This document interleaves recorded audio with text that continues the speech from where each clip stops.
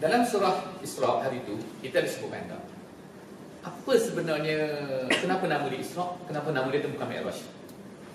Kerana ada dua kan, Isra dan Mi'raj. Kenapa dia Isra, kenapa tak Mi'raj?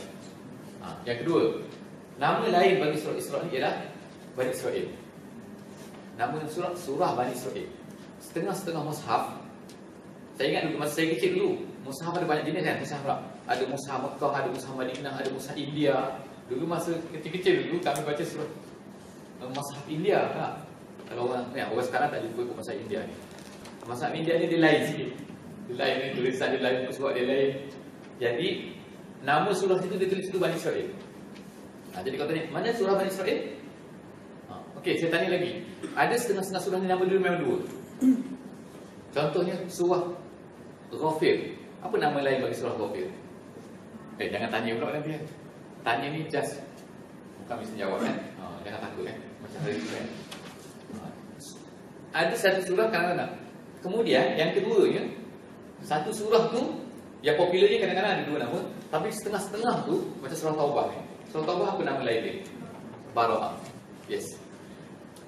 Kemudian ada nama lagi yang digelarkan, nickname kepada surah tu. Bukan nama dia tapi nickname. Contohnya apa? Al-Fatihah. Al-Fatihah ni pembukaan. Tapi apa nickname dia? Asy-Syafiyah kan? Al-Waqiah kan? Syafiyah ni maknanya apa? Pengobat sebab pernah kisah kan, seorang sahabat yang pergi berubat kan. Pergi berubat orang yang sakit kena ular, kena binatang dan bisa tu kan. Dalam satu kampung tu kan. Cuma dia tak tahu nak baca apa. Dia baca Al-Fatihah je. Tengok orang tu baik, sembuh kan. So dinamakan, digelar surah tu adalah surah Asy-Syafiyah kan. Dia ni berubat. Okey, jadi surah ni nama dia Isra, iaitu Isra-nya Nabi daripada Mekah ke Baitul Maqdis. Kemudian naik ke atas, nama dia Mi'raj, tapi nama surah ni adalah Isra. Kenapa nama dia surah Isra? Kerana depan tu ada sebutkan subhanallazi asra bi 'abdihi lailan minal masjidil haram ila al-masjidil aqsa. Tapi satu ayat itu saja yang menceritakan tentang Isra. Betul kan? Tapi dapat nama kan. Macam kata apa kan? Tiba-tiba je kan. Awak satu poin kan tiba-tiba dapat nama awak kan. Macam seperti yang kita cerita pasal lembu itu kan. Beberapa surat lembu cerita dalam surah Al-Baqarah. Jawab hati kan. Sikit masa saya jawab. Separuh muka jawab dia. Berapa semua surah Al-Baqarah? Semua surah Al-Baqarah. Daripada muka surah 2 lah saya kata sampai berapa? Berapa muka? 10 muka? 20 muka? 40 muka? 50 muka? Pages. Berapa? 20? 50, tapi separuh muka saja kita pasal lembu kan. Iaitu Nabi Musa menyuruh Bani Israel untuk menyembelih lembu. Tapi dia tak sembelih kan. Tapi apa dia buat? Banyak songe. Songe tu tak ada tulis dalam PT, dalam penatang. Songe bahasa Brunei. Songe ni macam suruh buat. Ini tak boleh ke? Ini tak boleh. Buat lah. Ini tak boleh ke? Banyak tanya ke budak kan? Berapa kali aku tanya? 4 kali tanya kan tak? Jadi apa lembu ni? Last kali susah kan? Nak cari lembu tu seekor saja atas dunia pada masa tu. Last kali kena beli dengan harga emas kan? Kan cerita kan? Jadi kesimpulan dia, Allah namakan surah tersebut dengan peristiwa. Dia nak merefer pada apa? Merefer pada songe. Iaitu kita dengan suruhan Allah ni jangan songe. Jangan banyak songe kan? Suruh buat kan? Suruh semayang tak? Kenapa mesti semayang? Kenapa mesti 5 kali satu hari? Banyak songe apa pula. Semayang sudah kan? Ada benda kita boleh tahu hikmah, tapi jangan songe. Antara songe dan hikmah lain songe tak nak buat. Hikmah ni saya buat, tapi di samping itu kita nak cari hikmahnya. Kenapa duduk tawarruk contohnya? Kenapa tak duduk iftirash? Kenapa duduk kan? Masa duduk tahiyat kan? Tahiyat awal duduk iftirash. Tahiyat akhir duduk tawarruk kan? Tukar kelimpat tu kan? Yang saya ingat tu. Kenapa bisa duduk macam tu? Ada hikmah dia tu. Kan? Kenapa Nabi buat macam tu? Kalau tak ada hikmah, kalau tak ada sebab, Nabi akan menyuruh kita buat macam tu. Itu kesimpulan dia lah, iaitu songeh, okeylah songeh. Songeh ialah topik. Jadi surah apa? Surah songeh. Soalan yang kedua kan. Surah yang kedua, surah yang ketiga, surah Isra ni Allah Taala namakan dia dengan Isra dan satu lagi Bani Israel. Kenapa Bani Israel? Kerana after ayat yang pertama terus diceritakan tentang Bani Israel. Okey, itu kan. Jadi apa konten utama surah ni? Konten utama surah ni ialah pasal Quran. Menurut kata ulama kan, iaitu tentang Quran. Apa dia? Iaitu surah ini nak menekankan tentang kemuliaan Quran, kehebatan Quran, apa dia topik utama dalam Quran, apa yang Quran itu semua, dan apa yang akan diperolehi oleh ahli Quran, dan apa yang kita patut buat dengan Quran. Jadi semua tu kita sebut hari itu Quran. Perkataan yang Quran disebut paling banyak dalam surah ni. Apa yang ada dalam Quran? Yang pertama sekali, merangkumi semua umat. Ayat 1 dan 2 okay. Jadi saya tak ada ceritalah detail dalam ayat nombor 1 dan ayat nombor 2 apa. Tetapi dalam surah Isra ni, ialah nombor 1 kita tentang Isra Nabi kan. Hari tu kita disebut juga kenapa Nabi SAW sebenarnya Nabi ni nak pergi Baitul Maqdis ke nak naik ke atas sebenarnya? Nak bawa ke atas ke atau nak pergi Baitul Maqdis?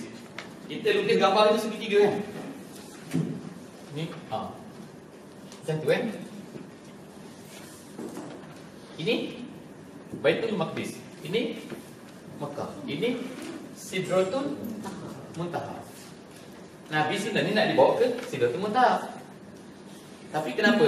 Macam ni. Ni kalau kita lukis macam ni lah, kita lukis macam ni pun boleh juga lah. Boleh juga kan? Mana-mana lah kan? Ini Mekah, ini Baitul Maqdis, ini Sidratul Muntaha. Di mana Sidratul Muntaha ni? Allah Alam lah, mana kan? Tapi kita kata atas. Tapi Nabi ni dibawa ke sini dulu kemudian ni. Jadi kenapa sini? Why sini? Ini soalan. Kenapa tak direct? Kan? Kalau ikutnya shortcutnya ialah kita go direct tu sambung kan tau. Kalau ikut matematik. Ada sebab dia. Sebab dia ialah ni ayat nombor 1. Kemudian ayat nombor 2 dia cerita tentang terus masuk tentang Bani Israel. Okey, iaitu dalam ayat nombor 2 ni, kalau ada Quran saya baca wa ataina Musa kitab, a'udzubillahi minasyaitonir rajim, wa ataina Musa kitab wa ja'alnahu hudan li bani Israil alla tattakhidhu min duni wakila.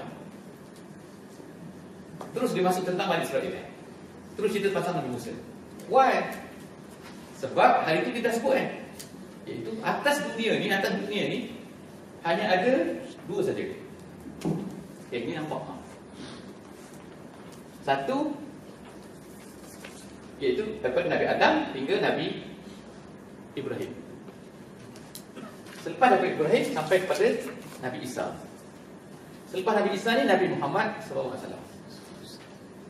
Jadi dari sini ke sini ni Nabi-Nabi berselera.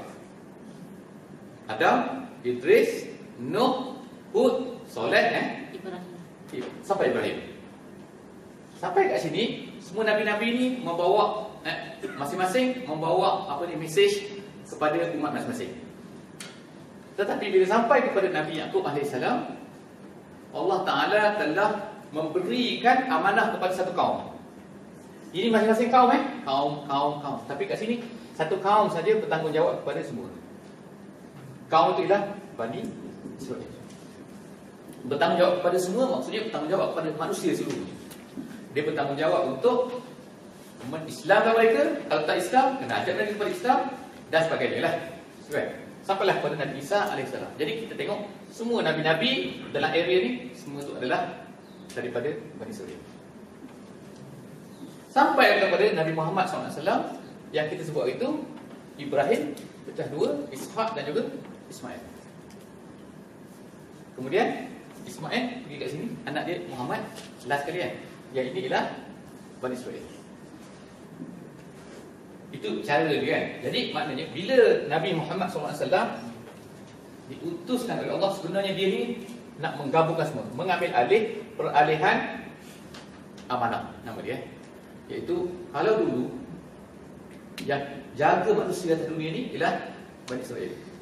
Sekarang Bani Israel dah tak boleh, tak layak lagi, tak sesuai lagi. Bani Israel dah mengarut. Dia dah, Allah Ta'ala bagi Nabi banyak, mengarut banyak.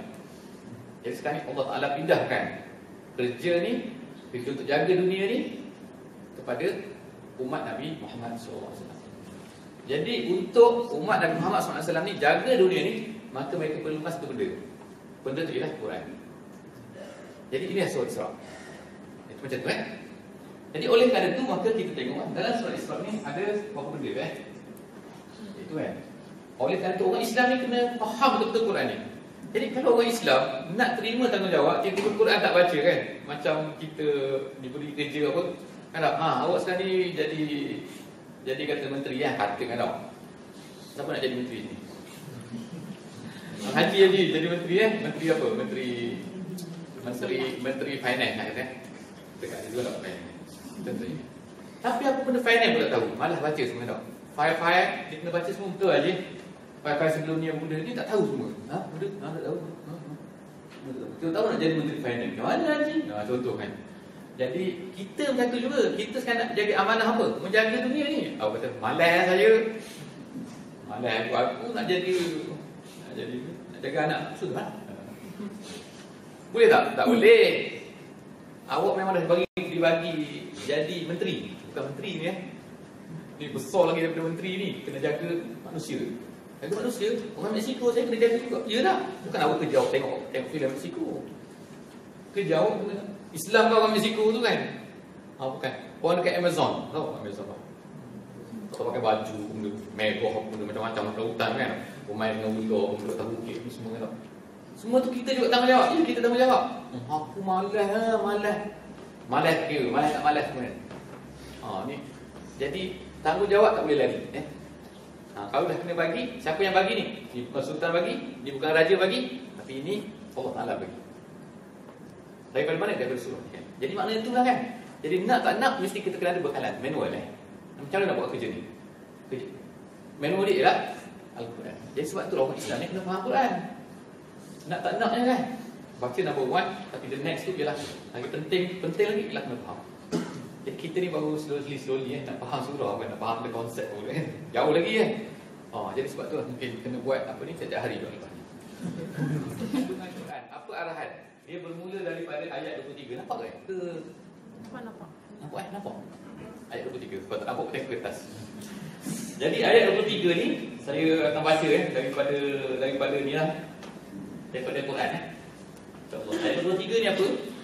Iaitu ada bintang dalam situ. Bintang satu hizib Saya bagi cerita selalu jadi bukan semua lah. Kalau semua memang tak habis hari ni Iaitu A'udzubillahi minasyaitonirrajim. Wa qadara rabbuka alla ta'budu illa iyyah wa bil walidaini ihsana imma yablughanna indakal kibar dan seterusnya al-ayat. Jadi dalam ayat ni ayat 23 ni dia kata wa qadara rabbuka ni Allah Taala telah menetapkan telah mengqadikan. Qadi itu tetaplah. Qadi kata macam tu jangan banyak-banyak tanya lagi. Wa qadara tu maknanya Allah Taala telah menetapkan rabbuka Tuhan kamu alla ta'budu jangan kamu memperhambakan diri illa iyyah melainkan kepada-Nya. Itu nombor satu. Yang kedua, arahan Quran ni ialah wabil walidaini ihsana. Dan kepada dua ibu bapa hendaklah buat baik. Jadi kita katakan konsep nombor satu tu ialah apa? Birru walidain. Jadi birru walidain benda besar iaitu masalah ibu bapa kan. Kan saya dah tak ada ibu bapa dah. Jadi kadang-kadang menyesal juga tu. Sebab apa? Kita rasa macam tidak sempat memberikan. Jadi siapa yang ada mak bapak lagi tu kan, tolonglah kan, call hari-hari. Benar. Ke WhatsApp hari-hari, WhatsApp 2 jam sekali. Ke 2 minit sekali. Sama pening mau nampak lah. Boleh kata sayang sikit tau. Alhamdulillah belum ni kecil kan. Tapi kami di Malaysia besar kan. Nak balik bukan main-main. Sampai saya masa ayah saya meninggal tak sempat nak balik. Dia meninggal, saat kita nak beli tiket. Jaket ke betul bangga kamu kita bawa kan, bukan kita jalan sekarang, bukan. Sampai tengok dah tanam dah. Kan? Tak sempat kan? Tu on the spot tu beli dah tiket berapa ringgit tak kira dah kan. Tapi tak sempat juga. Jadi bagi orang yang ada ibu bapa kalau boleh korban. untuk bir walidain. Jadi banyaklah tempat-tempat lain juga kan. Wala taqul lahum uffin macam ni. Walaupun mak bapak tu kafir. Okey, nombor dua ayat yang kedua tu kan. Gunakan harta dengan betul. 26 dan 27. 26 dan 27. A'udzubillahi minasyaitonirrajim. Wa atizal qurba haqqahu wal miskina wa ibnas sabili wa la tubazzir tabzira. Innal mubazzirin kanu ikhwanas syayatin. Iaitu benda harta ni bagi kepada siapa? Yang dia sebut sini, beri kepada kaum kerabat, beri kepada orang miskin, beri kepada orang yang dalam perjalanan. Dan kemudian tu, jangan kamu mubazir. Jadi lepas tu kata, kerana orang mubazir ni menjadi macam ni. Itu cara maknanya apa ni? Menggunakan harta. Diajar oleh Quran ni. Bila Quran, gini kan, atas dunia ni banyak benda kan kita ni. Banyak tak? Dalam amalan kita benda ni kan. Tapi kalau Allah Subhanahu Wa Taala nak ceritakan semua benda dalam Quran ni, memang jadi 50 jilid kan. Kau macam mana? Kalau Quran 50 jilid kita tengok takut dah. Kita tengok yang dekat masjid ni yang warna hijau kan tau. Tengok besar ni nampak. Dah buat saya besar kan tau. Kalau pergi ke negeri Arab tu dia ada nama dia Quran Tahajud dia panggil. Nama dia Quran Tahajud. Mushaf Tahajud. Mushaf Tahajud tu besar tu. Ada juga orang pergi ke Mesir beli benda tu balik ni. Tujuan dia tu Mushaf Tahajud ni dia orang letakkan kat depan tu untuk tahajud kan tau. Kan ada kita beli pula benda ni kan, letak dah tu jadi imam tu jauh pun nampak boleh sujud lagi. Jadi satu muka macam tu kan. Kita tak hafiz kan. Orang hafiz tak boleh kan. Jadi boleh tak baca Quran sambil membaca dari mushaf semasa sembahyang, boleh tak? Faham kan? Kalau saya ni zaman sekarang pakai iPad. Nanti mungkin kalau kita teknologi kan, kita design TV besar depan kan. Tekan dengan mata je. Lah, itu tak ada lagi. Tapi nak beritahu dia Quran Tahajud tu kan. Dia besar kan. Quran Tahajud tu besar kan. Okey, jadi apa ni? Kat sini apa cerita pasal tahajud tadi malam? Iaitu gunakan harta dengan betul. Kalau Quran tu yang dah kecil tu yang kita tak mampu nak baca habis, nak faham habis, apa tak lagi kalau Quran tu besar. Jadi sebab tu Allah Subhanahu Wa Taala dalam Quran ni dia akan menceritakan benda-benda yang penting. Jadi apabila Allah Subhanahu Wa Taala ceritakan dalam Quran maka benda tu penting. Itu maksud dia. Rakaat sembahyang ada dalam Quran. Zuhur 4 rakaat tak betul. Maghrib berapa rakaat? Ustazah? Betul. Dalam Quran. Tak ada dalam Quran kan? Bilangan rakaat tak ada dalam Quran. Sembahyang 5 kali sehari ada tak dalam Quran? Tak ada dalam Quran ke? Exact 5 kali sehari tak ada dalam Quran ada dalam hadis. Jadi menunjukkan apa? Sembahyang 5 kali sehari tidak penting. Bukan tidak penting, tapi maknanya kan nak menceritakan tentang 5 kali sembahyang sehari hari itu tidak penting. Tapi yang penting lagi apa? Sembahyang penting. Tak, kalau seorang tak sembahyang buat apa tahu 5 kali sehari itu kan? Faham kan maksud dia kan tau? Jadi bila Allah Subhanahu Wa Taala sebut dalam Quran benda itu maka benda itu penting. Termasuk birrul walidain. Bila Allah kata wala tubazzir, maknanya membazir ni adalah satu benda yang besar. Jadi membazir ni apa? Tu cerita pula pasal membazir pula panjang pula kan. Kesimpulan yang membazir ialah menggunakan harta pada benda-benda yang tidak boleh diterima oleh akal dan tidak diterima oleh syarak. Tak logik ke juga. Misalnya kata ada saya baca baru ni. Orang di di Dubai. Nombor kereta dia 1 juta. Nombor kereta. Dia bidding for number. Tak tahu nombor berapa kan tak? Mungkin kata kalau guna kata BN1 kata. Berapa tengok tu ada seorang nak beli 1 juta. Di tempat saya tu di Terengganu kan. Terengganu kan T kan. Dia start dengan T kan. T aku dah lupa je. Tapi orang tu beli dengan harga saya rasa 300-400 ribu. Kereta dia lebih murah daripada nombor tu. Pening. Aduh, bukan juga nak beli nombor kereta sampai. Jadi bila macam tu kita kena membazir tu Dia awak tak setuju. Logik ni logik membazir. Syarat tak kira lagi. Kalau syarat kata orang yang bersigut kata. Sama anak kan ada orang bersigut Tak ada lah. Tak ada bersigut hari ni kan. Memang mana ada bersigut. Hari ni. Jadi kalau orang bersigut tu kata membazir tu. Membazir. Sebab apa? Menyalahi syarat. Jadi kalau buat satu benda yang menyalahi syarat walaupun kecil, maka dia adalah membazir. Saya membazir duit saya. Ke saya lah. Tak, membazir juga. Kalau awak kata benda, 5 sen. 5 sen campak je kan. Mesin. Membazir tu membazir juga. Sebab walaupun 5 sen tu contoh. Jadi Allah SWT melarang membazir. Seterusnya. Jadi kalau kita nak cerita pasal membazir dalam puasa ni banyak tak? Betul Bertampan makanan daripada stadium.